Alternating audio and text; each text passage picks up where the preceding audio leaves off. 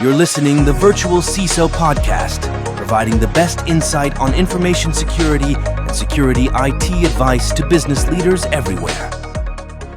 So what is CSPM and why is it so important? Absolutely. So maybe I'll start from another point that you just mentioned, that basically CNAPP today is standing on three core pillars: CSPM, CWP, and KID, right, or CIM. And you've mentioned those in the beginning of our conversation, and I guess we would mention each and every one of those as we go through the conversation. And probably CSPM was the first part in cloud security, right? In this evolution of CNAPP, we started with CSPM, we then added CWP, we then added KIM, then we created CNAPP, and then CNAPP started covering more and more areas that we would also probably touch on in this conversation. Now, CSPM was basically if you want to think of that, cloud security generation one, right?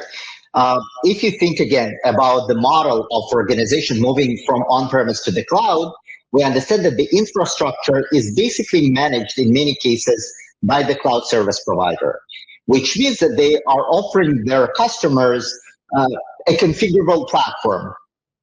So if you want a server, give us the configuration of the server you want, for how much time you want it, and you're going to get it. You want a storage, give us the configuration of the storage, you'll get the storage. You want a database, provide us with the configuration of the database you want, and we will provide that for you. Okay, that's easy. Now, where does the security kick in? If the cloud service provider is taking care of all the infrastructure, the core element of the security becomes how good is this configuration that the customer is providing the service provider in order to define the infrastructure they want to have. Now, if I'm providing a good configuration, I'm going to get a secure infrastructure.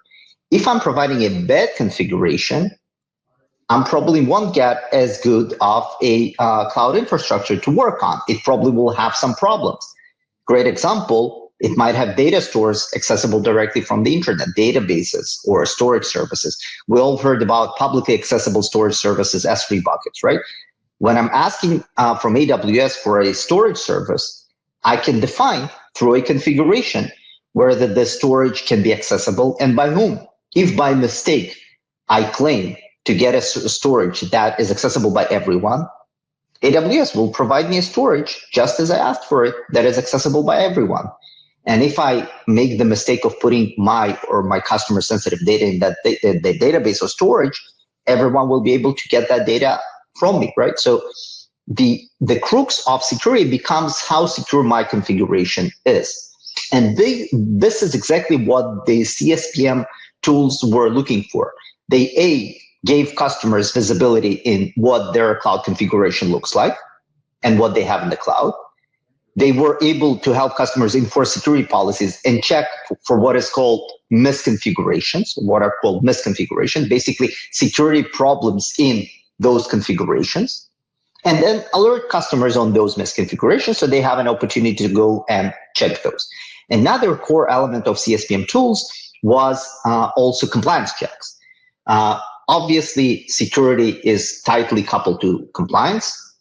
Security does not mean compliance, and compliance does not necessarily mean security, but there is a strong alignment between the two. And many compliance standards have a variety of requirements that you can translate to good configurations of your cloud infrastructure. For example, one of those requirements would be that you will not have publicly accessible data stores. Another requirement would be, for example, that passwords of users should be periodically rotated, right? And all these elements are configurable within the cloud infrastructure environments, and therefore could be validated by tools like CSPMs that look and search for security misconfigurations. So therefore, just to sum it up, what CSPM tools have given us is A, visibility into our cloud infrastructure, B, the ability to enforce security policies, detect and resolve misconfigurations, and also translate all these misconfigurations into compliance reports and basically align to compliance requirements.